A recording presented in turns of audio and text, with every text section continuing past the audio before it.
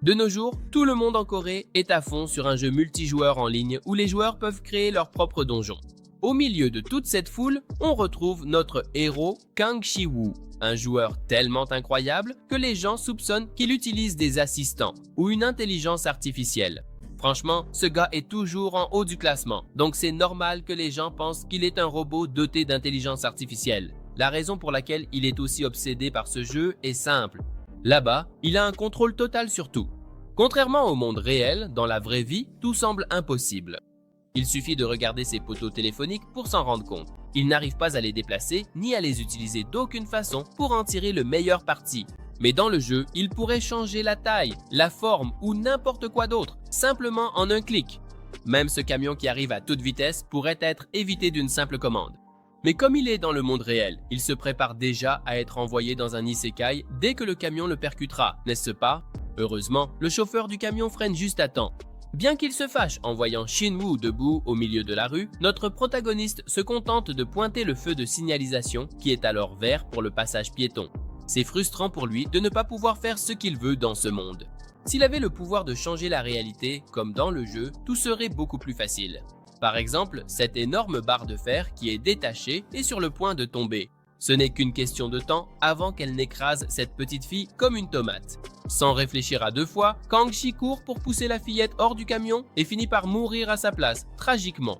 Mais, comme nous le savons tous, ce n'est pas ainsi que sa vie se termine. Lorsqu'il rouvre les yeux, il se retrouve flottant dans le vide noir et devant lui, il y a un monstre à l'apparence démoniaque qui lui accorde un peu de sagesse. Il révèle que la mort n'est qu'un moyen de réincarnation et que Xin-woo n'a pas encore vu la véritable réalité dont il était ignorant. Avec tout cela, l'âme de Xin est projetée dans le corps d'un démon. Et bien sûr, il se retrouve plein de questions du genre « Où diable est-il ? À qui appartient ce corps ? Et pourquoi n'est-il pas mort ?» Une chose est sûre, il est presque certain d'avoir réincarné dans le corps de quelqu'un d'autre. Des sensations accablantes envahissent ses sens et prouvent que ce n'est pas simplement un rêve. Quant à l'endroit où il se trouve, tout ce qu'il peut percevoir, c'est qu'il est à l'intérieur d'un ancien château. Alors qu'il marmonnait plusieurs questions pour lui-même, il est frappé par une lame aiguisée qui transperce sa poitrine, faisant jaillir le sang. La femme retire alors l'épée, provoquant encore plus de douleur. Tandis qu'elle s'amuse à le voir souffrir, Xin ne comprend pas comment il peut encore être conscient après avoir reçu un coup aussi brutal. Il se tourne vers elle et lui demande pourquoi elle fait ça. La jeune femme ne prend même pas la peine de lui expliquer. Elle lève à nouveau son épée pour réduire Xin en morceaux. Mais elle s'arrête brusquement, aussi vite qu'elle avait commencé, lorsqu'un autre cadavre entre en scène. Il s'avère que les trois sont frères et sœurs, et que le nom de cette fille est Kildera, leur sœur. Le frère aîné, qui apparaît maintenant, a pitié du plus jeune et demande à sa sœur de ne pas être si dur avec lui. Il s'agenouille pour se mettre à la hauteur des yeux de Xin et lui tend une potion. Il fait semblant de se soucier de son petit frère, donnant l'impression qu'il tient vraiment à lui. Eh bien, notre garçon prend la potion en pensant qu'il s'agit d'un genre d'élixir de guérison. Dès qu'il la boit, il se rend compte de la pire façon possible que c'est du poison et vomit aussitôt. Et au fait, son nom dans ce monde est Kella. Sa gorge lui donne l'impression d'être transpercée par des millions d'aiguilles, et c'est si chaud qu'il a l'impression de bouillir. En le voyant souffrir, sa sœur s'inquiète, pensant qu'il est sur le point de mourir. Après tout, elle veut être la seule à lui ôter la vie. Le grand frère la rassure en disant qu'il peut avoir mal, mais qu'il ne va pas mourir aussi facilement. Et soudain, les portes du château s'ouvrent et les soldats annoncent le retour du roi des enfers, Kaldon, de sa chasse aux héros. Et tenez-vous bien, le roi en question est le père de ses frères pathétiques qui sont en train d'intimider Kella. Et à mesure que l'on s'approche du roi, qui semble être le véritable Tchad de l'histoire, on dirait que ce type est un peu déçu d'entendre les pleurs pathétiques de douleur résonner dans son château. La sœur indigne commence à s'excuser pour tout ce bazar et essaie de rejeter la faute sur Kella lui-même, mais le roi démon ne gobe pas ses mensonges. En un instant, il réduit la distance, attrape ses deux enfants par la gorge et commence à les étouffer avec sa poigne divine. Et pour lui, c'est une humiliation que les faibles fassent le moindre bruit à l'intérieur des murs de son château. Les deux frères continuent de s'excuser, la respiration étouffée. C'est alors que Kella réalise que ce salaud est en fait son propre père. Si ces parasites pathétiques sont ses frères, le roi démon commence alors à piétiner Kella. Après tout, les seules voix qu'il tolérera dans son château sont celles de grands démons naissants ou le son d'une mort honorable.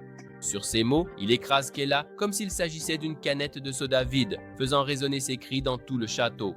Alors qu'il gît là, vaincu, une chose est sûre, il n'est pas en train de rêver. il s'est définitivement réincarné dans un autre monde. Et pour couronner cette comédie d'erreurs, notre garçon est le fils d'un seigneur démon crapuleux. Avant de poursuivre l'histoire, faisons un petit tour dans les souvenirs jusqu'à l'enfance de Kella. Il a toujours été la cible des attaques de ses frères, c'est pourquoi il passait son temps à pleurer et à se plaindre auprès de sa mère pendant que Dera lui piquait l'œil avec une fourchette. Tarm empoisonnait sa nourriture. Le seul conseil que sa mère attentionnée lui donne, c'est de rendre l'appareil comme un vrai démon le ferait. Kella pourrait bien faire cela, mais il a peur des conséquences de s'en prendre à ses autres frères, car il pourrait finir par mourir. Dans ce cas, sa mère lui suggère donc de les tuer avant qu'il ne parvienne à le tuer lui-même. Et il convient de rappeler que le père de Kella, au cours de sa trajectoire, a tué environ 12 frères et est devenu le véritable grand roi démon. Donc, si quelqu'un essaye de tuer Kella, la logique veut qu'ils doivent se défendre, non ? Puis, soudainement, il sort une dague et la plante dans le ventre du pauvre gars, lui enseignant la voie des démons. C'est ainsi qu'il devrait traiter ses frères. Aussitôt qu'elle se réveille de son cauchemar haletant, une domestique est à ses côtés, semblant soulagée de le voir réveillé. Pendant ce temps, notre garçon essaie d'assembler les pièces du puzzle. Ce qu'il a vu dans le rêve, ce sont des fragments de souvenirs du propriétaire original de ce corps. Kella Kaldon remarque que toutes les blessures ont déjà cicatrisé, prouvant que l'ancien propriétaire de ce corps possédait des capacités régénératrices extrêmement étranges. La domestique lui rappelle qu'il dort depuis des jours et qu'il devrait se lever pour manger avec la famille, afin de reprendre des forces. Cette femme est en réalité la servante personnelle de Kella, qui répond au nom de Rin. Kella a toujours été beaucoup plus timide que ses frères, ce qui a fait qu'il a fini par être méprisé. Rin donc est loin de le traiter comme une domestique devrait le faire. Kella a beaucoup de souvenirs de Rin, et aucun d'eux n'est bon. Cette femme n'a jamais été une servante obéissante, trouvant toujours des excuses au lieu de faire son travail. En résumé, c'est une vraie petite peste. Et pour la première fois, Kella a le sentiment que l'ancien propriétaire de ce corps était vraiment pathétique. S'il ne l'était pas, il n'aurait jamais permis à une servante de traiter ainsi le fils du roi démon. Et en réalité, Kella a été intimidée par tout le monde, tout le temps. En y repensant, sa vie ici n'est pas très différente de ce qu'elle était dans son monde précédent. À ce stade, mon ami, c'est juste la loi de la nature. Les faibles sont dévorés par les forts. Plus tard, lorsqu'il s'assied à la table familiale pour manger, il retrouve son père et ses frères là-bas. Le roi démon semble un peu agacé par le manque de ponctualité de Kella. Et Kella se sent naturellement intimidé. Mais mince, il est quand même devant le roi démon, non? Malgré tout, il s'assied et s'excuse d'être en retard. Le pauvre n'a vraiment aucun répit. Puis, sa sœur, Kildera, lance une dague sous la table, qui atterrit directement dans sa jambe. Cela lui a causé une douleur insupportable. Pendant que Kildera et sa servante rient comme des hyènes, elle le taquine et espère qu'il mangera bien et deviendra un homme respectable. À l'intérieur, Kella est mort de douleur. Il n'arrive pas à imaginer ce qui se passerait si sa famille découvrait que la personne dans ce corps n'est plus Kella. Mais extérieurement, il apprécie son inquiétude et promet de bien manger. Cependant, dès qu'il prend la première bouchée, il se rend compte que ce qu'il mange n'est pas de la nourriture.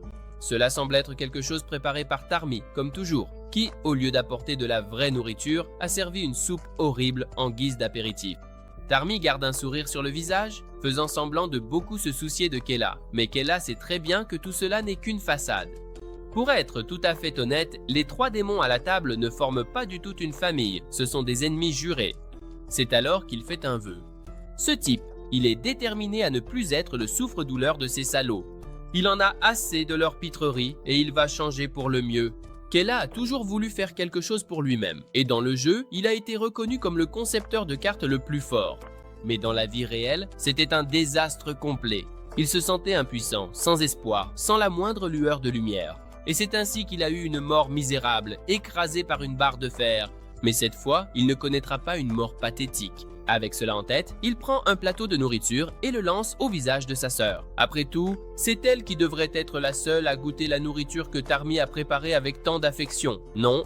En plus de ça, il arrache la dague de sa jambe et la jette sur Tarmi. Encore une fois, il ne sera pas le seul à profiter du cadeau que sa sœur lui a offert. Bien sûr, le roi démon n'a aucune idée de ce qui a fait péter un câble à Kella tout à coup. Le gars est en train de devenir fou. Il attrape la table à manger et la renverse, faisant tout voler par terre. Puis, après un moment, on revient à Kella, qui semble totalement satisfait d'avoir fait goûter à sa famille leur propre poison.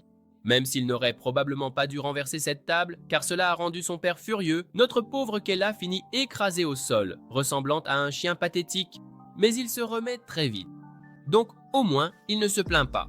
On dirait qu'il sent une force étrange en lui, comme s'il était vraiment le fils du roi démon lui-même. Et à ce moment-là, il veut découvrir jusqu'où vont ses capacités.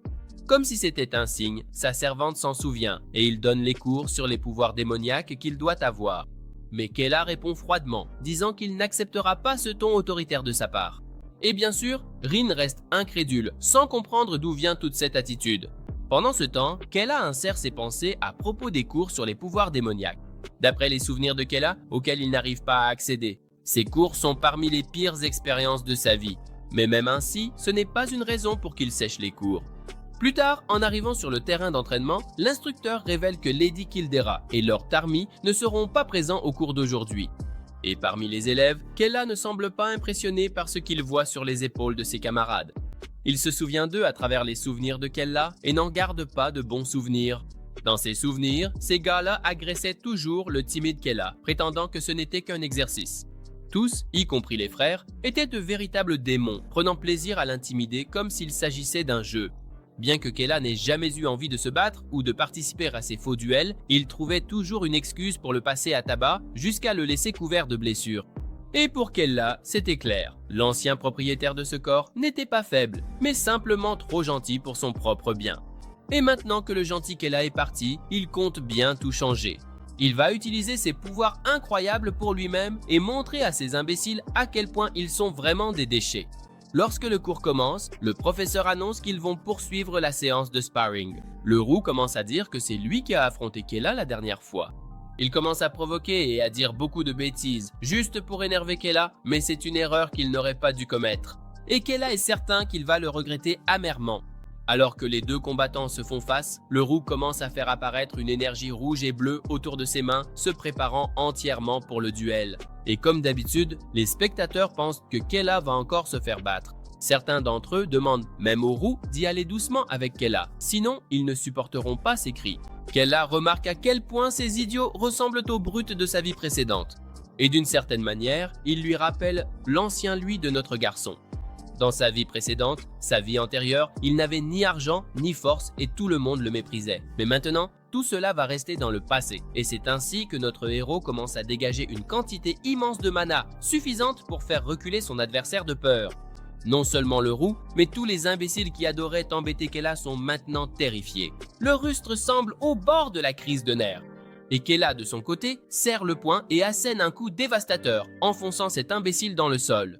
Les sbires, qui prenaient plaisir à se moquer, restent maintenant bouche bée, sous le choc. Même le professeur est dans une mauvaise posture, transpirant à grosses gouttes.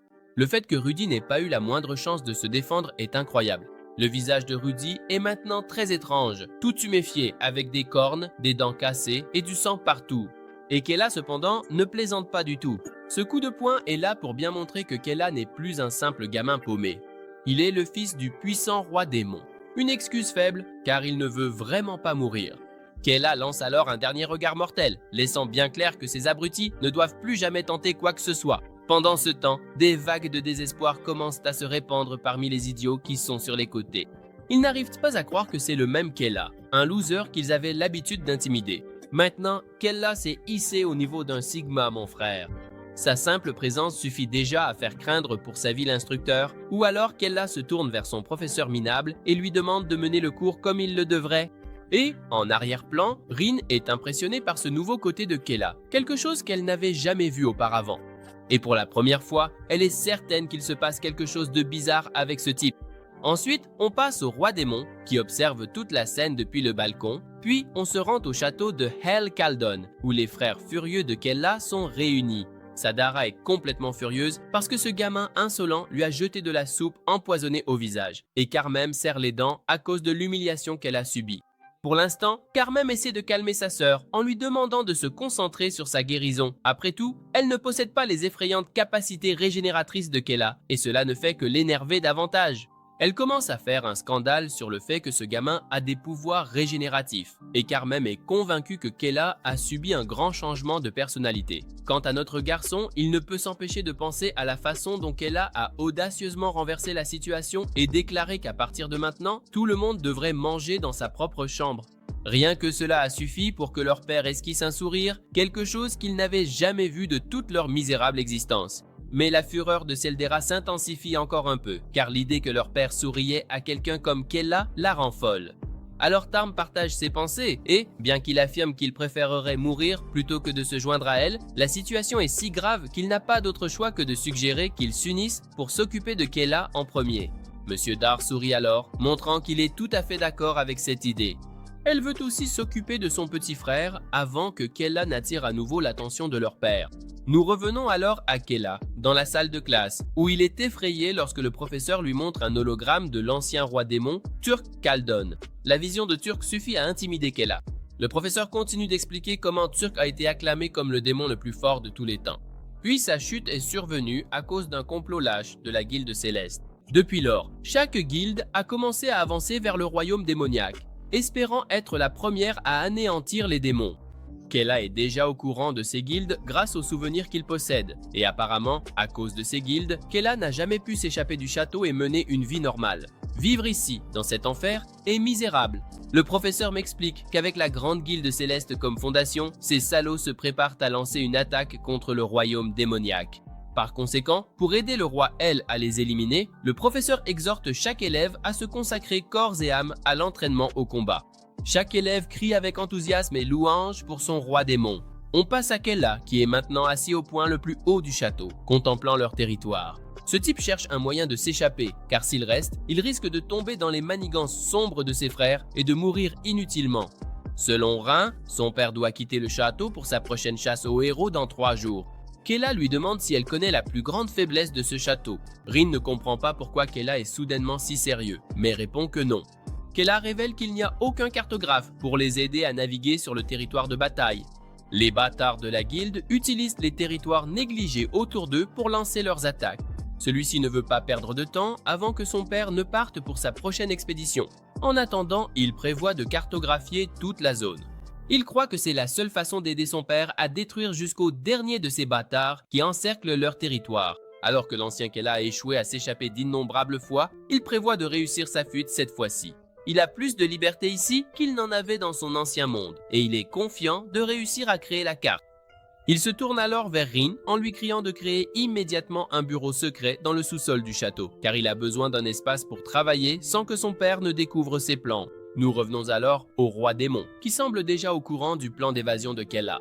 Il est certain que Kella ne pourra pas échapper à sa vigilance. Avant qu'il ne soit trop tard, le roi décide donc de mettre son propre plan à exécution. La scène suivante commence avec le visage déçu de Kella. L'endroit que Rin a choisi pour lui n'est pas du tout ce qu'il imaginait. Cela ressemble plus à un débarras qu'à un bureau élégant digne du fils du roi démon. La pauvre Rin commence à sangloter car c'était le meilleur endroit qu'elle ait pu trouver, surtout parce qu'on lui avait dit que le lieu devait rester secret. On dirait que Kella lui crie dessus intentionnellement pour instaurer une véritable dynamique de maître et servante entre eux. Et ce changement d'attitude fonctionne vraiment. Rin sent qu'il est devenu bien plus effrayant, très différent de celui qu'elle connaissait auparavant, et en même temps, elle ne peut s'empêcher de remarquer à quel point il est devenu cool. Il se tient maintenant avec tant de grâce et d'autorité que, honnêtement, cela l'excite un peu. Kellan se met à lui crier dessus à nouveau parce qu'elle perd du temps à rêvasser et ordonne qu'on lui apporte la tasse de café. La pauvre fille s'enfuit en courant pour aller chercher ce qu'il a demandé. Pendant ce temps, Kellan se concentre enfin sur ses plans. Il étale la carte sur la table. Après avoir constaté que le château du démon est désavantagé géographiquement, il décide de créer sa propre carte. Pendant ce temps, Rin court dans les couloirs vides, essayant désespérément d'exécuter ses ordres. Elle est tellement absorbée par le moment qu'elle ne se rend même pas compte que le café n'existe pas ici et n'a aucune idée de la façon de procéder avec cet ordre étrange. À ce moment-là, elle est surprise par la présence du roi démon, qui lui demande ce qu'elle fait au sous-sol sans Kellan et où il se trouve. La pauvre fille panique. Après tout, on lui a demandé de garder son bureau secret, mais sous le regard intense du roi, elle n'est pas sûre de pouvoir garder le silence encore longtemps. Pendant ce temps, Kellan s'amuse à dessiner sa propre carte. Il s'amuse vraiment à cartographier le territoire. Soudain, une explosion secoue la porte d'entrée. Et bien sûr, c'est son père qui a l'air absolument furieux d'apprendre que Kellan a créé un bureau secret sans l'en informer d'abord. Notre garçon n'a même pas eu la chance de se justifier avant que son père ne lui assène un violent coup dans le ventre. Le père veut que Kellan l'affronte avec courage, sans se cacher dans un sous-sol et comploter la mort du roi comme un lâche. La douleur que Kellan ressent est d'un tout autre niveau comparée aux petites corrections qu'il recevait de ses frères. Si ça continue comme ça encore quelques minutes, Kellan est certain qu'il va mourir. Avant que cela n'arrive, il montre rapidement la carte à son père. Le roi démon, complètement confus, n'arrive pas à comprendre ce que Kellan essaie de prouver avec cette carte. Kellan commence à parler sans s'arrêter, expliquant que la zone autour du château n'est pas favorable lors des batailles contre les guildes. S'il modifie la géographie en se basant sur cette carte, cela pourrait beaucoup les aider lors des prochaines batailles. Finalement, le roi comprend et retire sa main, mais il ne comprend toujours pas pourquoi Kellan a dû créer un bureau secret.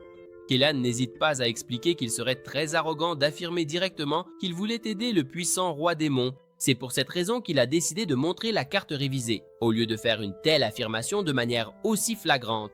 Maintenant, il veut montrer son utilité avec la carte et demande à son père d'accepter son aide pour exterminer les forces du ciel. Rin est là, au fond, complètement perdue. Elle ne cesse de se demander pourquoi Kellan est aussi imprudent, affrontant le roi démon avec autant de confiance. Elle pense qu'il essaie de se suicider. Le roi démon demande simplement dans combien de temps il pourra terminer la carte, et Kellan s'illumine comme un enfant dans un magasin de bonbons. En réalisant que son père approuve vraiment la carte, il montre tous les 5 doigts de sa main. Mais le roi démon interprète mal et pense que Kellan demande 5 jours. Alors notre garçon clarifie rapidement, assurant qu'il ne lui faudra que 5 heures. Et dès que la carte sera prête, ils pourront terminer les constructions avant la bataille contre le ciel. Le roi démon est surpris par l'audace de son fils et finit par sourire, accordant à Kellan toutes les autorisations nécessaires. Cependant, le roi démon avertit Kellan que s'il se révèle être plus bavard qu'efficace, il le paiera de sa propre vie. Et après cela, le roi démon s'éloigne. Puis, soudainement, Kellan est frappé par une vague de douleur et de vomissements, conséquence du coup qu'il a reçu de son père. Sérieusement, il n'arrive pas à oublier que son père aurait pu en finir avec lui s'il ne s'était pas montré à la hauteur. Pendant ce temps, Rin ressent une pointe d'admiration. Son maître, Kellan, a vraiment réussi à négocier avec le roi démon lui-même en sa faveur. Et bien sûr, la jeune fille elle-même se fait gronder pour être restée là sans rien faire et finit par recevoir l'ordre d'emmener Kellan à l'infirmerie. Comme Kellan l'avait promis, il termine la carte en un temps record de 5 heures. Les forces du roi démon se rassemblent et commencent une vaste construction basée sur le nouveau plan. Les mages utilisent la magie d'illusion dans une zone en dehors de la construction, transformant la géographie pour que l'ennemi ne se rende pas compte de ce qui se passe en coulisses. Tout comme Kellan a excellé sur toutes les cartes du jeu, il est aussi un succès ici. La scène coupe alors à l'assemblée de la Guilde Céleste. Le maître de la Guilde Céleste, Emerson, annonce que les démons transforment le terrain autour d'eux à leur avantage. Ils ont également découvert que les démons utilisent la magie d'illusion. L'un des jeunes demande s'ils doivent attaquer et interrompre les préparatifs des démons. Le vieil homme répond que non, et d'après ce que son esprit stratégique peut percevoir, lancer une attaque maintenant serait inutile, car ils sont déjà en retard. Alors, leur seule option est de maintenir le plan initial. Depuis 3 jours, l'escouade la plus puissante formée par Talua, connue sous le nom de Talua, constitue son escouade d'élite depuis des décennies. Maintenant que là, cette escouade d'élite est enfin à son apogée. Il est certain que ces démons agaçants ne pourront pas vaincre l'escouade la plus puissante qui a été préparée pendant des décennies et qui est maintenant là en 3 jours. Et c'est pour cela qu'il est convaincu que le grand roi démon va périr. Puis la scène coupe vers l'escouade Talcom avançant à toute vitesse. Ils sont certains qu'ils atteindront le château du roi démon en seulement 2 jours. En tête de l'attaque se trouve leur général, Killman, tout excité. Il rassemble son escouade, proclamant qu'ils seront les seuls à renverser le grand roi démon qui règne depuis des milliers d'années. Le reste de l'escouade est tout aussi enthousiaste, prêt à réduire en cendres le château du roi démon et à exterminer les créatures qui s'y trouvent. Juste en dessous, à cheval, se trouve Sherlis, la commandante de l'armée. Elle ressent une immense fierté envers le commandement du général Killman. Sa partenaire lui demande s'ils réussiront vraiment à vaincre le roi démon cette fois-ci. La réponse de Sherlis est un oui retentissant. L'escouade de Talcum est différente de toute autre guilde. Abattre le roi démon dans son château n'est pas une tâche si lointaine. Ce n'est qu'une question de temps. Pendant ce temps, le roi démon semble plutôt satisfait de constater à quel point la carte de Kela est réellement efficace. Bien que ce ne soit pas un plan parfait, c'est mieux que rien. Avec son propre corps atteignant ses limites, il n'a pas beaucoup d'options en qui faire confiance. Demain sera le jour où il réglera enfin ses comptes avec le ciel. Les mages et les démons font de leur mieux pour terminer les constructions nécessaires avant la date limite et Kela observe les progrès qui se déroulent. Notre garçon se rend compte qu'il y a une grande différence entre cartographier le terrain dans un jeu vidéo et changer la géographie du monde réel. Mais malgré tout, il ressent une sacrée émotion à avoir le pouvoir de remodeler la Terre. Maintenant, tout ce qu'il lui reste à faire, c'est attendre la bataille entre l'enfer et le ciel. Et demain sera le jour où il déterminera à quel point sa carte est efficace. Alors, enfin, le jour de la bataille arrive. Les forces du ciel s'organisent et l'escadron de Talcum arrive au campement et les soldats crient le nom de Talcum, vénérant sa puissance. Le maître de la guilde Emerson rencontre le commandant Killman. Et Killman exprime sa volonté de marcher vers le territoire du roi démon et d'en finir une bonne fois pour toutes. Le vieux est plus que prêt à mettre le plan à exécution. Et avant de commencer la marche, les soldats lèvent les mains et crient ensemble comme un véritable cœur de guerre. Soudain, une petite boule bleue apparaît entre les pieds de Killman et Emerson. Et comme s'il s'agissait d'un portail qui grandit rapidement, Killman rugit aux soldats de se préparer à une attaque surprise de l'ennemi, leur ordonnant de se mettre en position défensive. De cette énergie bleue, le roi démon lui-même, El Kaldon, émerge. Et pour comprendre la raison pour laquelle le roi démon se trouve là en première ligne, nous revenons à un moment antérieur. Kalar révèle à son père qu'il a retiré la barrière qui concentrait la magie de surveillance céleste sur son château. Cela signifie que maintenant, son père peut utiliser la magie de téléportation sans être repéré. Bientôt, le puissant roi démon sera au cœur de la base céleste. Et, bien sûr, sa fille ne peut pas s'empêcher de dire que se téléporter directement dans la base ennemie est une énorme imprudence. Tarm ajoute également que c'est risqué, même pour le roi démon. Le roi démon se met en colère face à cette critique et a l'impression que ses enfants doutent de ses compétences. Les frères et sœurs tremblent sur place sous le regard perçant de leur père. En réalité, ils essayaient de le prévenir qu'il ne serait pas à 100% et qu'il devrait éviter de prendre des risques. Mais le roi démon en avait déjà assez. Il demande le silence et affirme que lui seul décidera de ce qui est bien ou mal. Après tout, il a déjà pris sa décision et va lancer l'attaque au cœur de la base céleste. De retour au présent, le roi démon jure d'en finir avec chacun d'eux. Killman, de son côté, est également déterminé à faire regretter au roi démon d'être apparu. Il donne alors rapidement l'ordre à son escadron Talcum de commencer l'attaque. Pendant ce temps, Kela rassemble toutes ses forces au bon endroit. Une fois les préparatifs terminés, tu vois, il donne l'ordre à l'armée d'avancer. L'armée dévastatrice crie en avançant et les soldats du ciel commencent à lancer de la magie offensive. Mais ils sont pris au dépourvu lorsque soudain une quantité gigantesque de démons surgit du sol et s'accroche à eux tandis que Kela observe d'en haut. Malgré le sang versé en bas, il ne peut s'empêcher de sourire en voyant que tout se déroule comme prévu. Alors que Kela savoure le succès de son plan, ses frères apparaissent clairement comme le cauchemar qu'il redoutait. Ils ne veulent pas qu'ils s'approprient toute la gloire et la reconnaissance de leur père. Alors, Kela doit mourir ici. Tarm attaque avec son arme sinistre, la plantant directement dans le ventre de Kela. Il pousse encore plus profondément, l'enfonçant autant qu'il le peut, tandis que Tarm exerce une pression encore plus forte. Il ordonne à Dera de faire son prochain mouvement. Elle s'élance vers Kela, l'épée à la main, et en un clin d'œil, elle lui tranche la tête comme si de rien n'était. Les deux frères sourient devant le succès de leur plan, tandis que la tête de Kela s'envole. Bien qu'il possède des capacités de régénération folles, les frères sont convaincus qu'il ne s'en sortira pas cette fois. La tête de Kela s'éloigne de son corps, projetant du sang partout. Son corps tombe du mur du château et s'écrase au sol. Alors, dans son dernier souffle, Kela crie, mais aucun son ne sort. Ses frères, les traîtres Tarm et Seldera, regardent en bas, heureux, admirant leur œuvre sanglante. Au moment où Tarm s'apprêtait à s'éloigner pour aller aider leur père, Seldera profite de l'occasion et le poignarde à son point faible. Après avoir infligé des dégâts mortels, elle saute loin de son frère rusé et Tarm est choqué de voir l'arme interdite de leur mère entre les mains de Seldera. Cette fille est folle et elle se moque complètement des protocoles qui interdisent l'utilisation de certaines armes. Mais après tout, ce sont des démons, non? Tout ce que cette fille veut maintenant, c'est éliminer la concurrence. Ainsi, elle sera la seule héritière restante.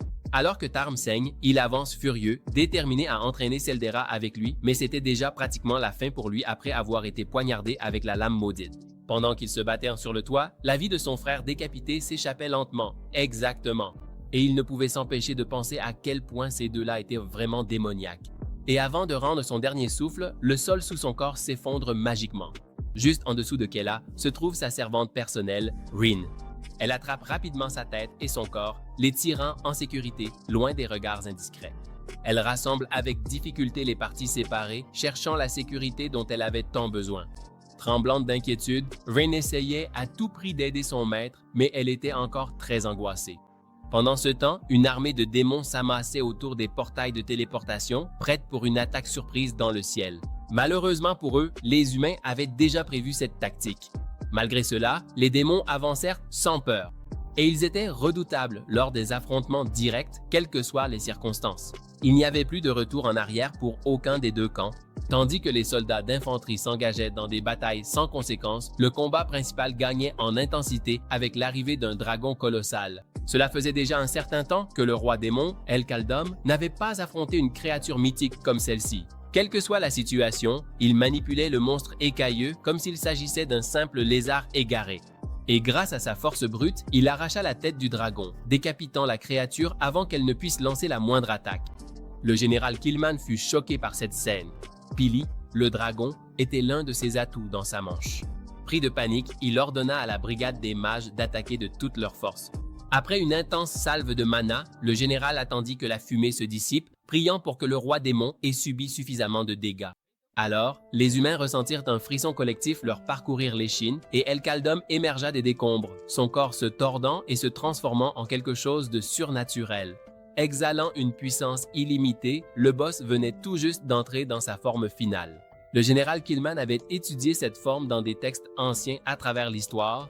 Peu de gens avaient eu le privilège de voir la forme finale du roi démon et de survivre pour en témoigner. Les soldats regardèrent leurs supérieurs en quête d'ordre, complètement paralysés par la peur. Luttant pour ne pas laisser le moral s'effondrer, le commandant Shields fit de son mieux. Même le général Killman sentit la terreur paralysante envahir son corps.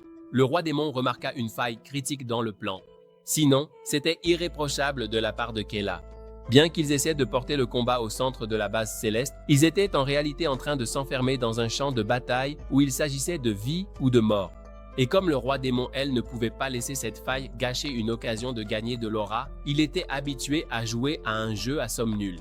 D'une certaine manière, il sentait que son fils tenait aussi compte de sa fierté. Laissant de côté les pensées inutiles, elle se concentra sur la façon dont il allait tout construire en chemin. Comme d'habitude, la meilleure façon de résoudre un problème était d'éliminer tout le monde jusqu'à ce qu'il n'en reste plus un seul vivant. Adoptant sa posture de combat, le général Killman alerta urgemment ses hommes de ce qui allait arriver. Il commença à secouer ses émotions, les mettant de côté car elles étaient inutiles. Il avança alors en première ligne. Les yeux du roi démon brillaient d'une brutalité féroce alors que la guerre atteignait son apogée. De retour dans la cave, caché du château, Rin tenait toujours le corps de son maître, s'assurant qu'il ne bouge pas d'un centimètre. Il priait n'importe quelle divinité qui pourrait l'entendre pour un miracle de guérison pour le jeune maître Killa. Quelques jours plus tôt, Kella avait forcé Rin à participer à des expériences macabres. Il démembrerait son propre corps et la pauvre servante devait aider à rassembler les morceaux. C'était un peu dégoûtant, mais ça marchait. Guérir un bras coupé ne prenait que quelques secondes. Et après quelques essais sur des parties non létales, Kella avait renforcé sa détermination pour affronter la décapitation à venir. Il devait s'assurer que sa super régénération fonctionnerait face à une blessure aussi grave. Il avait promis à Rin qu'ils iraient doucement avec la tête.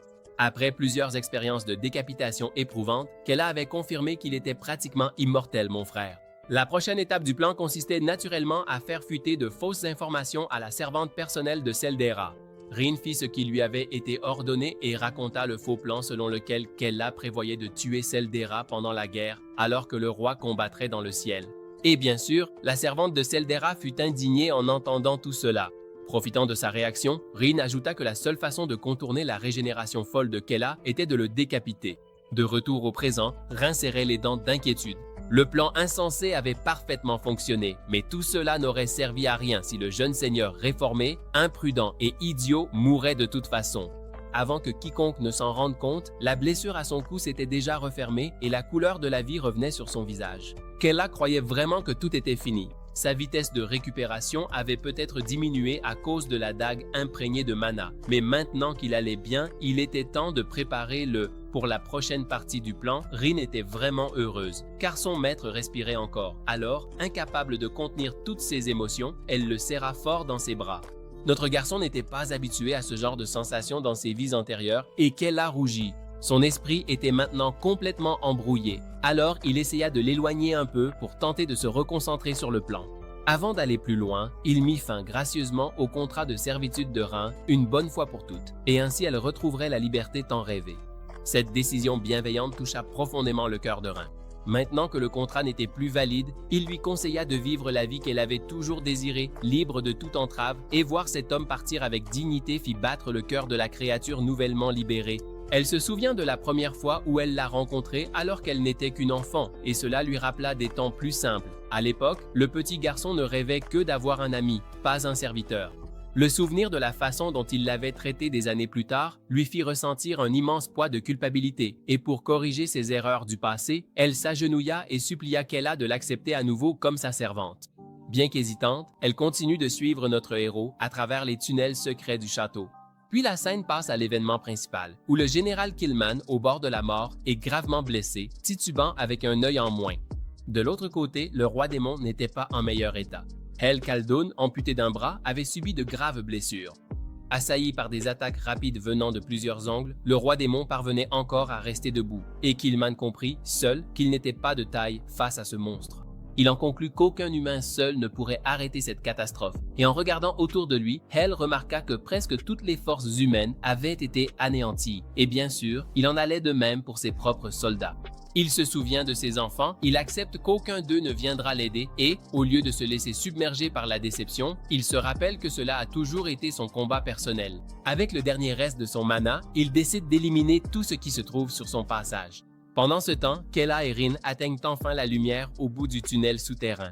Dès qu'il sortira, il sera libre de la surveillance du château du démon. Un véritable sentiment de liberté est sur le point de se produire. Concentré sur sa fuite, il a failli tomber dans un piège, mais Rin le sauve en intervenant à la dernière seconde. Elle se place devant lui et invoque un bouclier magique, le protégeant des sorts maléfiques. La jeune fille a bien fait de le protéger, car dès qu'elle a senti l'odeur du sang et qu'il n'était plus utile de se cacher, les assassins du ciel se sont révélés.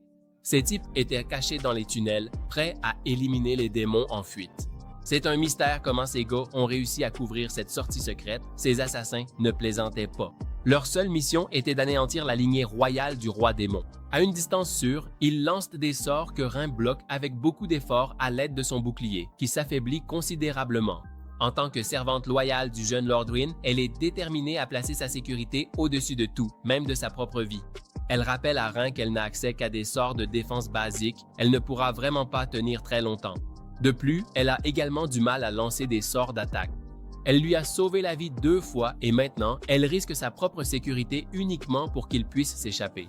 Kayla la saisit alors par l'épaule avec une expression de sérénité sur le visage et la réprimande pour avoir agi avec tant de détermination. Si cette fille veut vraiment être sa servante, le minimum qu'elle puisse faire, c'est de survivre un peu plus longtemps. Les assassins commencent à rire, le traitant d'idiot pour avoir jeté sa dernière chance de survie. Et selon eux, des sorts de classe moyenne suffiraient à éliminer Kayla, l'héritier le plus faible du château du roi démon. Mais voilà, ce qu'ils ne savaient pas, c'est que la réalité est bien différente. Kayla a toujours été un garçon timide. Il possédait le pouvoir, mais n'a jamais eu le courage de l'utiliser. Mais maintenant, avec une nouvelle arme aux commandes, les choses ont changé. Cela signifie que les informations que possèdent les humains sont complètement fausses. Et il croit vraiment que le fils du roi démon n'était qu'un simple faible. Soudain, Kayla a prouvé que tout le monde avait tort en terrassant l'un des assassins d'un seul coup de poing. Ces types avaient vraiment besoin de revoir leurs informations. Et alors qu'il en tient un autre assassin tente de supplier pour sa vie, mais finit écrasé. Vaincre le mage assassin du ciel n'était pas une tâche facile. Tandis que ses compagnons paniquent, elle dirige sa fureur contre eux. Dans une situation compliquée, les mages n'ont qu'une seule option, un sort de lance de lumière. Avec cette technique, ils peuvent rassembler toute la mana restante en une seule attaque dévastatrice. Le problème, c'est qu'un échec signifie un coup fatal pour eux. Percevant la gravité du sort, Rin essaie d'avertir son maître de reculer, mais il était déjà trop tard. Tous deux sont touchés par d'innombrables lances de lumière et cette blessure ressent une paralysie totale envahir son corps. Rin a également été prise par le sortilège pétrifiant.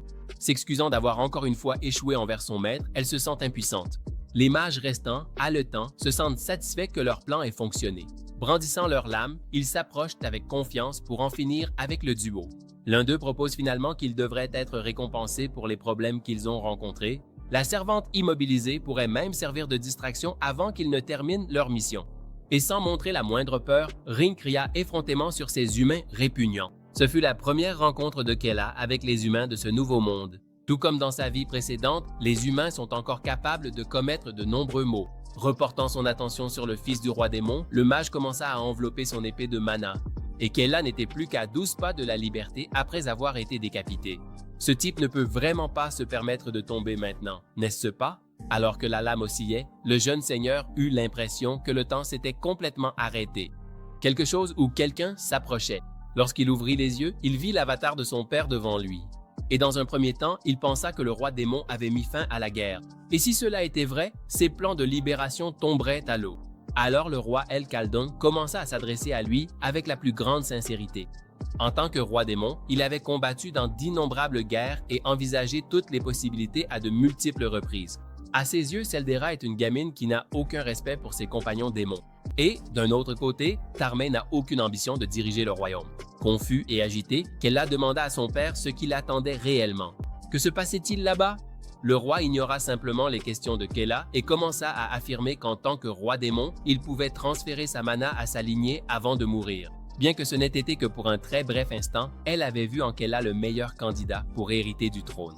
Conscient que cela allait contrecarrer ses plans, Kella tenta de refuser, mais il n'avait pas son mot à dire dans cette affaire.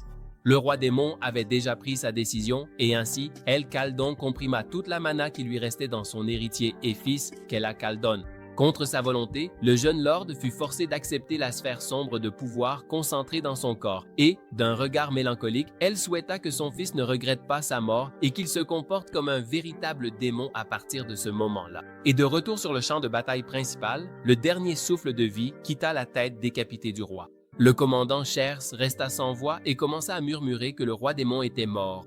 Le général Killman avait dû se sacrifier pour que cela se produise, mais l'effort de dernière minute avait fonctionné. Même les soldats restants n'arrivaient pas à y croire. Ils regardèrent le cadavre du roi. Lorsque la réalité les frappa, tous commencèrent à crier et hurler, célébrant la victoire. Mais, sans que les humains ne le sachent, le fils du roi était en train de s'assimiler au pouvoir démoniaque royal. En ne faisant plus qu'un avec le mana du roi démon, les fragiles lances de lumière qui retenaient Rin se dissipèrent comme si elles n'avaient jamais existé. Les mages ressentirent une soudaine augmentation de mana chez le jeune seigneur et prirent peur. Et Kella laissa échapper un rire. En réalité, tout s'était bien terminé au final. Maintenant que elle était mort et qu'il avait hérité du pouvoir infini, tout s'imbriquait enfin. Les mages cherchaient désespérément une stratégie de fuite car leur mana était épuisé. Alors, en sondant son fort intérieur, Kella sentit un vide infini de ténèbres. Le pouvoir que elle lui avait donné était bien trop immense pour être entièrement compris à cet instant. Alors que les mages reculèrent de peur, Kella leur demanda s'ils pouvaient de répéter les menaces cruelles qu'ils avaient proférées à l'encontre de Rin auparavant. Et bien sûr, il est un démon de sang. Mais les humains, eux, aiment vraiment s'approprier ce titre par leurs paroles et leurs actes. Avec le pouvoir de son père, affronter ces mages faibles était d'une facilité déconcertante. Le pouvoir de Hel était vraiment profond, mais Kella sent que puiser dedans exerce une grande tension sur son corps. Il semble qu'il ne soit vraiment pas encore capable de le supporter. Après avoir confirmé que Rin allait bien, le maître et la servante reprirent leur chemin pour quitter cet endroit maudit. Même si cet homme n'avait peut-être pas été un bon père pour Kella, il le remercia tout de même. Après tout, c'est grâce au roi Hel que sa fuite avait été possible. Tandis que le château du roi démon brûlait au loin, le duo marchait à travers un champ verdoyant. Et pour la première fois de sa vie, Quella se sentit véritablement libre. Les possibilités à partir de ce moment étaient infinies. Cet homme pouvait aller où il voulait et devenir qui il souhaitait. Il pouvait vivre la vie dont il avait toujours rêvé. Alors qu'il se laissait emporter par cette sensation de liberté, une étrange puissance commença à s'accumuler autour de lui. Avant d'être complètement englouti, Rin reconnut les fluctuations magiques comme un sort de téléportation et saisit rapidement la main de Rin, l'entraînant vers l'endroit où ce mystérieux sort allait les emmener. Le duo se dirigea vers un lieu où la magie et l'innovation prospèrent, bien qu'ils n'en aient aucune idée.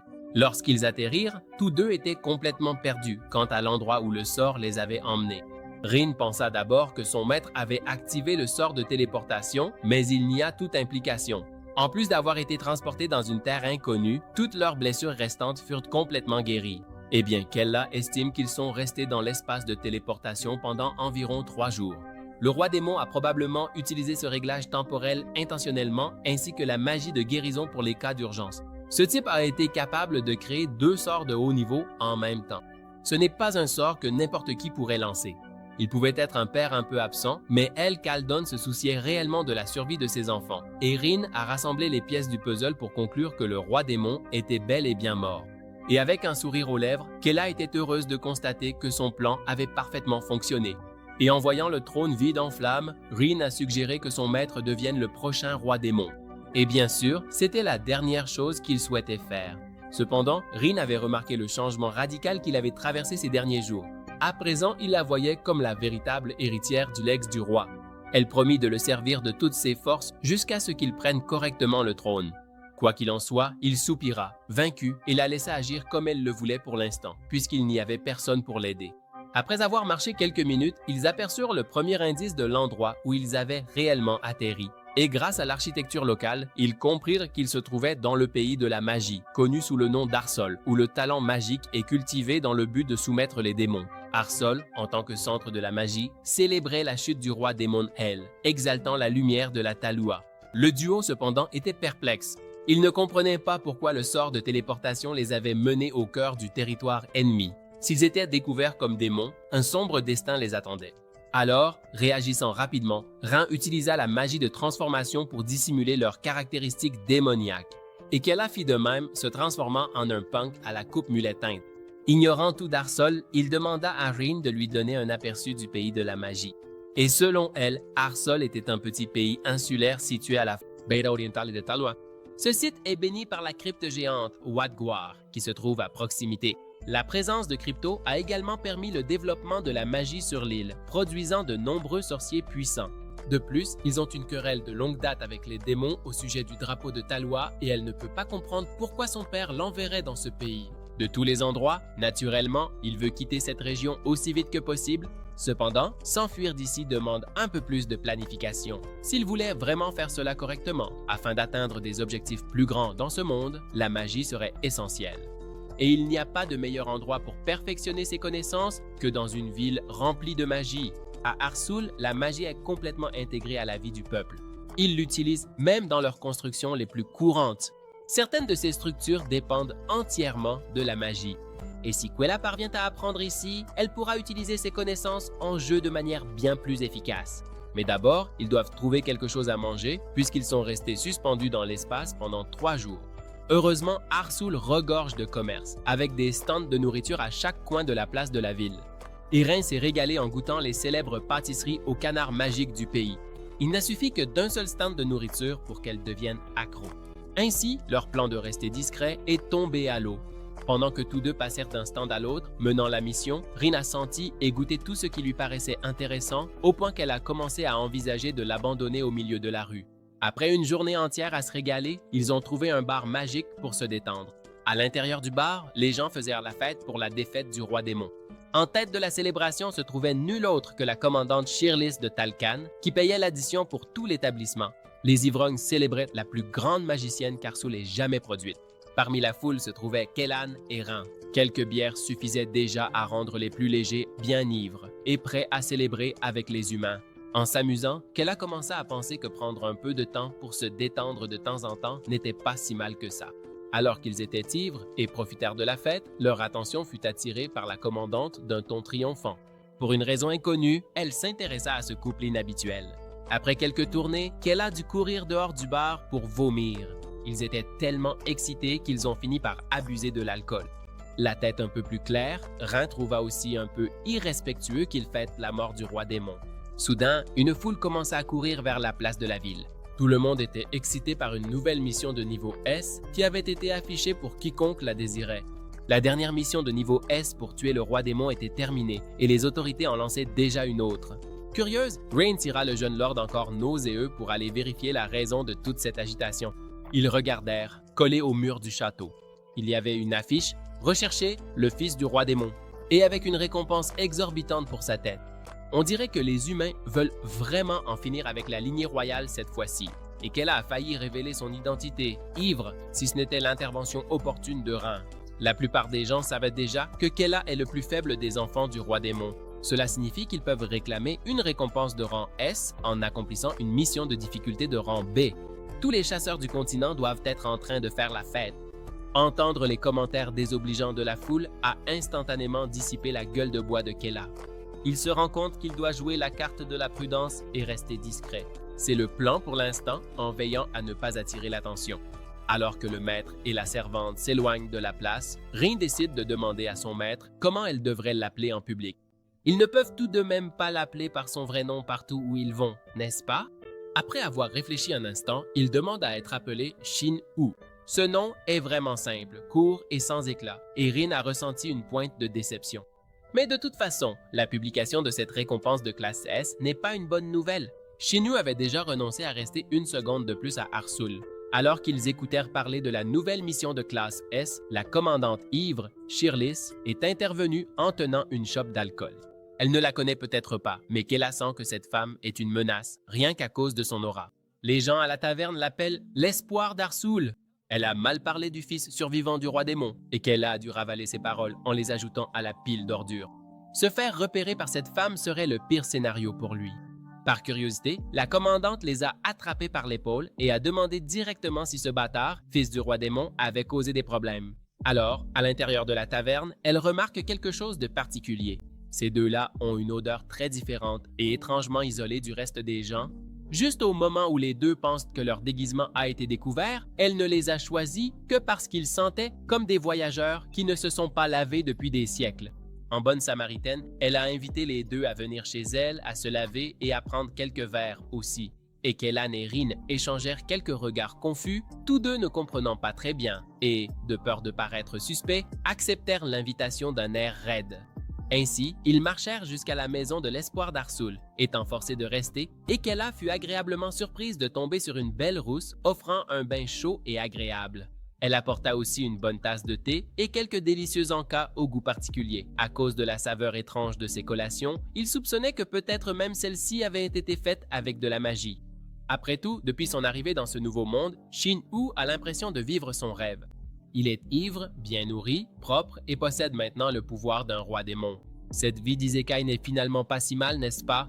Pendant ce temps, dans l'autre bain, Rin tremblait de peur, craignant d'être découverte, tandis qu'à ses côtés, la commandante Shiris affichait sa fierté pour sa vaste et luxueuse baignoire. La baignoire était très grande, ronde et remplie d'eau, mais bien sûr qu'elle serait remplie d'eau. Vous arrivez à percevoir cela? Elle plaisante en disant que Rin devrait essayer d'arrêter d'être aussi nerveuse, sinon quelqu'un pourrait penser qu'elle est un démon. Eh bien, elle a touché un sujet sensible, hein? Elle s'est mise à rire maladroitement, essayant de dissimuler sa nervosité. Et pour aider à se détendre, les doigts de la commandante dansent dans l'air, dégageant un parfum enivrant. Et Rin sent immédiatement l'odeur de l'essence d'un élément sacré qui s'avère être le pire arôme pour les démons. Cette odeur n'est pas seulement désagréable à percevoir, mais elle draine aussi sa mana démoniaque. Si Rin reste dans ce bain encore quelques secondes, son sort de déguisement sera dissipé. Tout ce que cette fille voulait faire maintenant, c'était appeler son maître à l'aide, mais il était occupé à prendre son thé et à profiter lui aussi du bain relaxant. Alors, d'une manière inhabituelle, la commandante s'est mise à raconter toutes sortes de choses étranges qui venaient de se passer. Et Shears croyait que toutes les souffrances prendraient fin dès que le roi démon mourrait. Rin se boucha alors rapidement le nez, voulant s'éloigner de la puanteur de l'essence sacrée.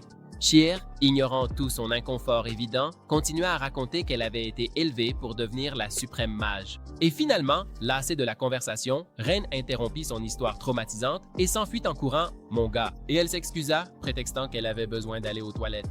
Shi se pencha sur le bord de la baignoire, esquissant un sourire vraiment étrange. Et Rin s'habilla rapidement et retrouva son maître dans les couloirs du manoir de la commandante. Il ne s'était jamais senti aussi détendu auparavant, mais il savait que ce n'était pas le moment de se détendre. Le sort de déguisement de Rin était presque dissipé, et elle craignait que la commandante ne commence à soupçonner quelque chose. Cette odeur sacrée est un sort complexe que seul un mage avancé serait capable d'utiliser, et sans comprendre la gravité de la situation, elle se demande si elle pourrait prendre un autre bain rapide avant qu'ils ne doivent partir. Sentant l'inconfort de Rin, la commandante couvrit sa baignoire et demanda si ses invités refusaient une deuxième tournée avec elle. Rin essayait maladroitement d'éviter le regard profond de la commandante. Alors, Shears invoqua une sphère de mana, promettant de préparer plus de boissons et de plats à base de mana pour les deux invités. Curieux à propos de la magie culinaire, notre jeune maître se laissa facilement convaincre pour une nouvelle tournée avec la commandante. Pendant ce temps, un groupe de mages commençait à se rassembler à l'extérieur du manoir. Ils avaient reçu des informations concernant la présence de démons à l'intérieur des lieux. Et selon les sources, il ne s'agit pas seulement d'un démon, mais bien du propre fils du roi démon. Cela représentait une occasion unique dans une vie de se faire bien voir. Et dans le salon, Shears était pleine d'assurance, se vantant de sa boisson et de son eau bénite. Les deux invités démons déguisés furent obligés de boire sans grimacer, même s'ils ressentaient la brûlure intense que la boisson provoquait. Et avec un regard désolé, Shears reprit la conversation qu'elle avait eue avec Rin plus tôt, tout en se relaxant dans la baignoire. Elle poursuivit alors sa confession traumatisante sur la vie difficile qu'elle avait menée. Pour en arriver là, elle avait rejoint l'escadron Talcan et s'était entraînée comme si sa vie en dépendait. Tout cela à cause de la mission visant à tuer le roi démon. Avec le temps, elle a accumulé de nombreuses cicatrices qui témoignent de combien elle s'est battue et investie.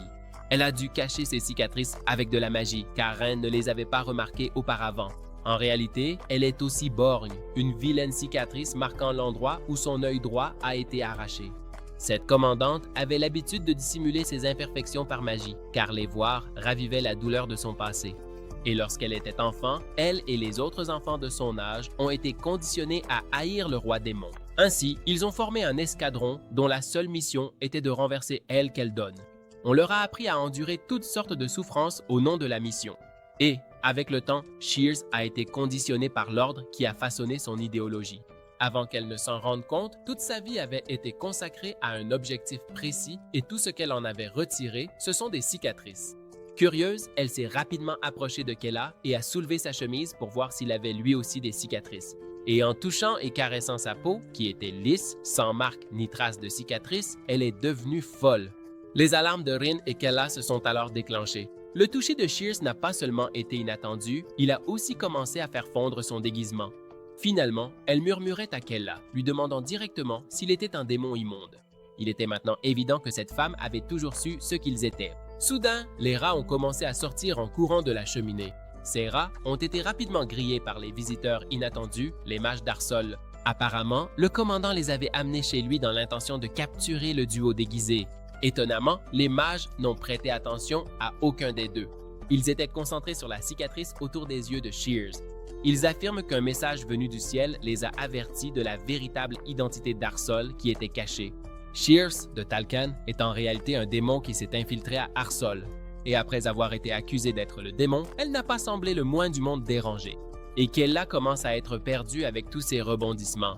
Ces mages ne sont pas à sa poursuite. En réalité, ils recherchent le héros qui a tué le roi démon.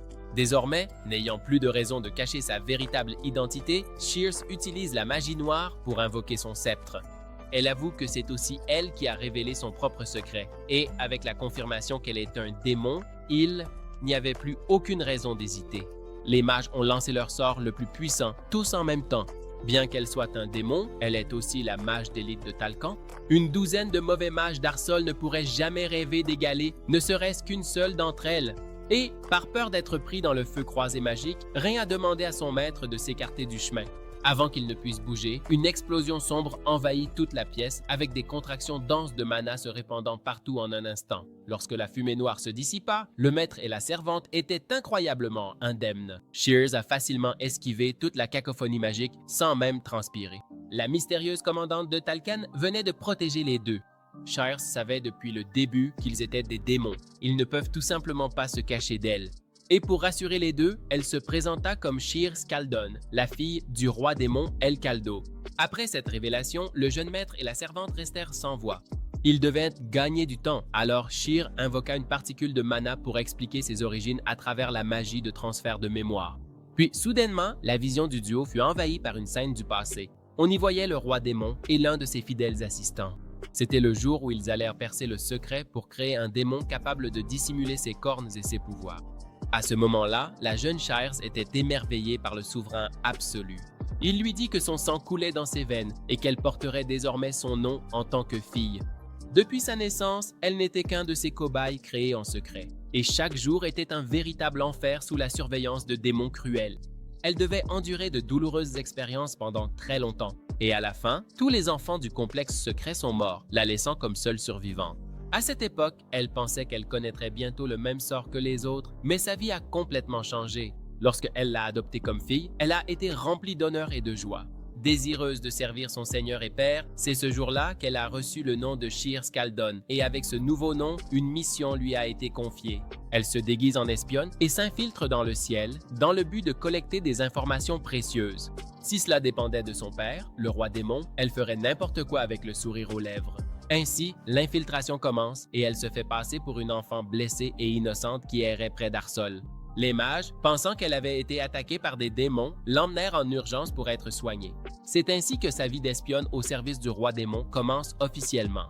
Avec le temps, elle gravit les échelons jusqu'à atteindre Talua, devenant ainsi une figure marquante d'Arsol. Le chemin vers le sommet fut semé de défis, mais elle a surmonté chaque obstacle qui s'est dressé devant elle. Et enfin, elle se qualifie pour l'escadron le plus puissant qui existe là-bas, la force d'élite de Talcan. 15 ans après avoir été infiltrée dans la société humaine, elle a enfin l'occasion de revoir son père. Mais cette fois, il se retrouve sur le champ de bataille. Elle avait envie de courir vers lui et de le serrer dans ses bras, mais elle s'est retenue, la pauvre. Elle savait qu'elle devait être forte et attendre que tous ceux qui l'entouraient, à l'exception du général Killman, soient vaincus. Shires était positionné sur le flanc et sa mission secrète était d'éliminer l'escadron Talcan avec sa magie de manière discrète. Ainsi, elle pourrait soutenir son père jusqu'à ce que le général Killman tombe. Une fois Talcan vaincu, elle pourrait enfin se considérer victorieuse et retourner au château aux côtés de son père. Cette jeune fille ne désirait rien d'autre que de commencer une nouvelle vie avec son père adoptant son véritable nom de Shires Escaldon. Cependant, la bataille prit une tournure inattendue. Le général et le roi démon échangèrent des compliments dépassant toutes les attentes. Tel un prédateur alpha, elle fut offensée de recevoir des éloges d'un humain insignifiant. Et finalement, le général révéla son dernier atout, une attaque finale avec toute sa puissance. C'était la lance des martyrs du ciel. Répliquant à sa force, le roi démon invoqua les flammes de l'enfer, Magna Lesionar. L'impact des deux techniques suprêmes provoqua une explosion intense et brûlante. Et Styles ressentit un pressentiment inquiétant à ce moment-là. À cet instant, la voix de son père résonna à ses oreilles. « Pauvre fille !» Après 15 ans, il l'appela enfin à nouveau par son nom. Dans ses derniers instants, El Caldo lui donna un dernier ordre, servir le prochain roi démon. Tout comme elle l'avait servi, sa mission était de protéger la lignée jusqu'au bout. Alors que des larmes coulèrent de ses yeux, la fusion des cieux et de l'enfer consuma tout autour. Et lorsque l'explosion s'estompa, la tête décapitée du roi démon resta immobile sur le sol. Regarder les restes de son propre père, qu'elle n'avait pas vu depuis 15 ans, fit exploser ses émotions et elle ne put plus se contenir. Après avoir assisté à la mort de son propre père, le roi démon, il lui fallait maintenir son déguisement et retourner à Talua. Alors qu'elle se remémorait la perte de la personne la plus importante de sa vie, d'autres célébraient joyeusement à travers tout le continent. Et pour la première fois depuis des millénaires, les humains sortirent enfin victorieux. Et à partir de ce moment-là, Shears décida de prendre sa retraite et de s'installer à Arsol, qu'elle considérait comme sa seconde maison. Elle voulait recommencer une nouvelle vie. Arsol deviendrait sa base, tandis qu'elle planifiait de venger la mort de son père. Le plan commencerait par l'élimination du pays de la magie de la carte. Irene se sentait confus, tandis qu'elle ressentait un nœud à l'estomac. Il pensait s'être enfin débarrassé de frères lunatiques, mais il s'était trompé. Bien qu'il ne soit pas lié par le sang, avoir un autre frère signifiait encore un mal de tête de plus. Shears a dit qu'elle ne forcerait pas celle-ci et Rin à se joindre à elle en tant que compagnon démon, mais elle était absolument convaincue qu'Arsol représentait une menace centrale pour toute la race démoniaque. Plus il laissait le centre de la magie prospérer, plus grand serait le problème qu'il deviendrait et, tôt ou tard, son frère, le dernier espoir de la race démoniaque, pourrait perdre la vie à cause de Kella Cowdern. Ces paroles avaient du sens. Même dans le jeu, Chiul se souvenait à quel point la participation des mages était importante dans les guerres. S'il laissait Tarcelle tranquille, il continuerait simplement à perfectionner leurs compétences arcaniques pour finalement les abattre. Et en parlant de mages, les premiers à répondre à la situation étaient terrifiés et craignaient que l'explosion n'attire encore plus l'attention et que d'autres personnes ne s'approprient le mérite de leur découverte. Alors, pour déclencher une attaque décisive, ils ont rassemblé toute leur mana pour porter un coup mortel.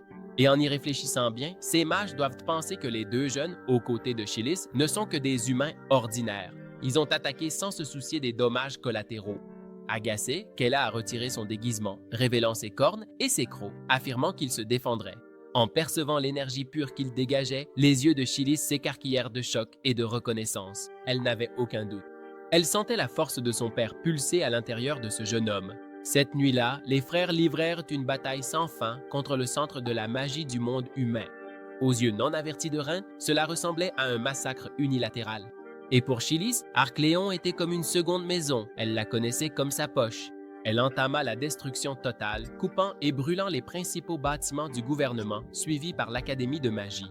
Et Kella utilisa la mana du roi démon, qu'il avait hérité, pour égaler l'efficacité de sa sœur. Alors, ensemble, ils subjuguèrent les puissants et s'enivrèrent de célébration. Et, sans hésiter, il déchira ses adversaires comme s'ils n'étaient rien. Et grâce à un travail d'équipe impeccable, les frères réussirent à faire capituler la nation magique d'Arcléon. Toute la ville, soutenue par l'arche magique, brûlait délibérément et intensément dans l'obscurité de la nuit. L'odeur de chair humaine brûlée flottait dans l'air. Certains des mages qui avaient survécu maudirent les démons pour avoir détruit leur foyer. Mais en réalité, Chilis pourrait très bien faire la même chose à ces gens-là. Ils ne font que riposter pour tout ce que ces humains ont fait au royaume des démons. Et Arcléon n'est que le début. Chilis avait déjà jeté son dévolu sur l'escadron Talcan et sur le vaste empire de Talor. Elle était déterminée à tout anéantir. Mais connaissant l'ampleur d'une telle mission, cela semblait impossible. Maintenant qu'ils venèrent de rayer Arcléon de la carte, Kella s'excusa et s'éloigna de sa sœur. Avant qu'il ne puisse partir, elle révéla qu'elle connaissait l'homme qui l'utilisait, qui était lié à sa véritable identité. Puisqu'elle le savait déjà, il n'y avait plus de raison de se cacher. Lorsqu'il confirma sa véritable identité, Chilis fut complètement choquée. Et pour être honnête, elle ne faisait que deviner une possibilité. Elle n'en était pas absolument certaine. Et puisque c'était le cas, Chilis expliqua qu'elle n'était pas la fille du roi démon au sens traditionnel. En réalité, elle était plutôt une mutante engendrée par l'aura de sang. Cela l'a conduit à reconnaître sincèrement la lignée royale de Kella. Elle ne le paraît peut-être pas, en raison de certaines caractéristiques, mais Chilis a en réalité été créée après la naissance de Kella. Cela fait de Kella son frère aîné. Le jeune seigneur resta paralysé, croyant qu'elle cherchait elle aussi à venger son père. Elle l'invita officiellement à l'aider dans sa mission. Elle ignorait que la vengeance était la dernière chose à laquelle il pensait à ce moment-là. Bon sang, il avait même fui de chez lui, mais elle remarqua rapidement l'inconfort sur le visage de son frère. La sœur folle dut rappeler à Kella qu'il était le seul héritier de sang restant du roi, le seul fils vivant de leur père. Craignant que cette rousse folle ne se retourne contre lui, Rain dit au maître d'accepter l'invitation. Alors, à ce moment-là, Kella comprit aussi qu'il n'avait pas d'autre choix que de jouer le jeu. Ravi d'entendre sa décision, Chilis sourit et se dirigea vers la prochaine destination.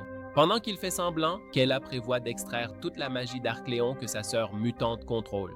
La vengeance est la meilleure excuse pour gagner du temps, pendant qu'elle se fait un allié puissant. Sans qu'il ne s'en aperçoive, un mage avait survécu à l'attaque et parti directement pour Talor. Ainsi, la capitale reçut le message urgent du mage survivant. La nouvelle parvint rapidement aux oreilles du dirigeant avare de Talor. L'information selon laquelle la commandante Chilis est un démon déguisé et la destruction d'Arcléon, avec l'aide du prince Kella, bouleversa le roi humain. Savoir qu'ils avaient perdu la progéniture du roi démon à Arcléon était déjà un coup dur, mais l'alliance du prince avec une commandante traîtresse, bien que puissante, aggrava encore la situation. Imaginez si les nouvelles du déroulement de cette histoire venaient à se répandre? Le roi était déjà plus préoccupé à devenir la risée de tous qu'à la reconstruction de sa ville détruite. Tenant un couteau aztèque, le roi décréta une chasse à l'homme pour éliminer Kella Cowdern et Chilis avant que la couronne ne soit déshonorée. Son conseiller, Aiden, jura en son nom qu'il réglerait rapidement la question. Ainsi, exposée dans la salle du trône, se trouvait la tête décapitée et sans vie du roi démon, une démonstration du pouvoir royal. Même dans la mort, Hellcowdern restait une source constante d'ennui pour Talor. Animé par une haine fervente envers les démons, Aiden fit le serment personnel d'éliminer jusqu'à la dernière goutte de sang démoniaque qui subsistait dans ce monde. Le fidèle conseiller sollicita l'aide de quelqu'un nommé Général Killion et de son escadron pour s'occuper de cette mission urgente. Et si vous demandez à n'importe qui dans le royaume qui est le meilleur chevalier, la réponse sera unanime.